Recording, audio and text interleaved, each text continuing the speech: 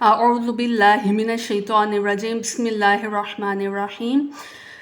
मदनी कायदा सीरीज़ हमारी चल रही है और उसमें हम पढ़ रहे थे हरूफ मद्दा और हरूफ लीन हमने पढ़े थे।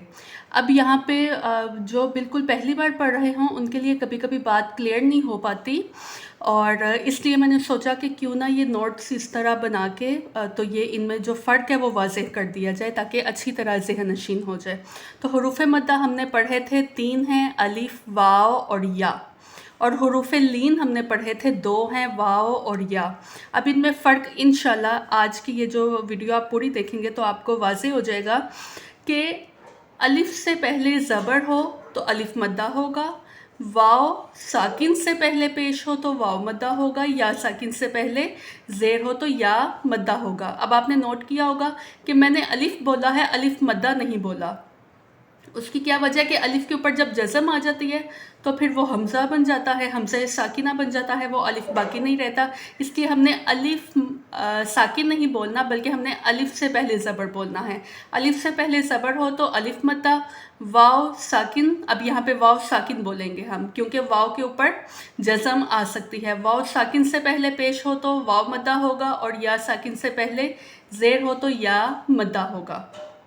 और एक और बात कि अलिफ जब होगा ना, जब इस पे ये अलिफ मद्दा होगा तो तब ये हमेशा अलिफ दूसरा या तीसरा लेटर होगा, मतलब शुरू में कभी भी नहीं आएगा। अगर शुरू में अलिफ आ जाता है और ऐसे अलिफ है शुरू में और उसके ऊपर कोई ज़बर ज़ेर या पेश कुछ भी आ गया तो वो तो फिर हमज़ा बन गया है। इसलिए अलिफ दूसरा या तीसरा लेटर होगा, और अलिफ से पहले ज़बर का मतलब है उससे पहले कोई लेटर है तो ही वो अलिफ मद्दा हो रहा है। तो अलिफ दूसरा या तीसरा लेटर होगा और उससे पहले ज़बर होगी तो अलिफ मद्दा होगा। अब हम वाव लीन की साइड पे आ जाते हैं। तो ये वाव से पहले ज़बर होगी, वाव साकिन से पहले ज़बर होगी तो वाव लीन होगा, और या साकिन से पहले ज़बर होगी तो या लीन होगा। अब जब हम आगे इसकी प्रैक्टिस करेंगे, पहचान करेंगे तो उससे इंशाल्लाह पूरी बात समझ में आ जाएगी। वो कैसे? अलिफ से पहले ज़बर अलिफ मद्दा, वाव साकिन से पहले पेश वाव मद्दा, या साकिन से पहले ज़ेर या मद्दा, वाव साकिन से पहले ज़बर वाव लीन, या साकिन से पहले ज़बर या लीन। अब देखें यहाँ पे ये बा, ये तो एक अलग ही हो गया ना क्योंकि यहाँ पे तो अलिफ है ही नहीं, हुरूफ लीन में अलिफ नहीं है।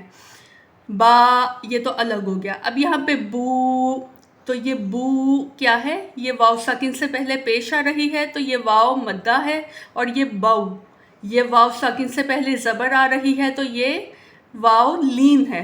बू बाउ, बू बाउ, तो बू मद्दा है और बाउ लीन है। और अब यहाँ पे भी अगर आप देखें तो आपको फ़र्क पता चलेगा। बा या ज़ेर बी, और बा या ज़बर बई, बी बई, बी बई। तो यहाँ पे ये या मद्दा है, ये या लीन है। फिर इसी तरह अलिफ से पहले ज़बर हो तो अलिफ मद्दा होगा, माँ। वाव साकिन से पहले पेश हो तो वाव मद्दा होगा, और वाव साकिन से पहले ज़बर हो तो वाव लीन होगा, मुँह माऊ। ये मुँह वाव मद्दा है, माऊ वाव लीन है।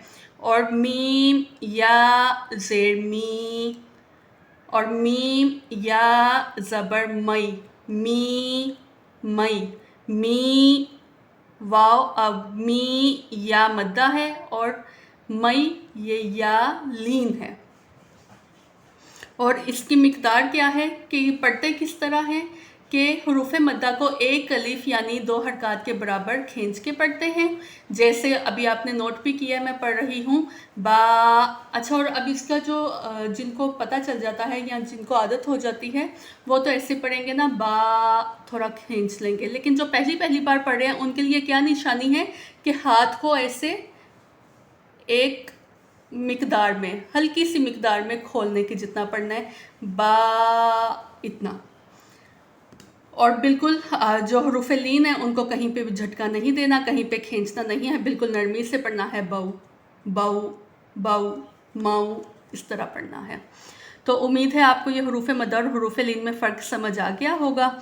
और अगर अभी भी कोई सवाल हो तो कमेंट्स में आप पूछ सकते हैं। ملتے ہیں اگلی ویڈیو میں، تب تک کے لیے اللہ حافظ۔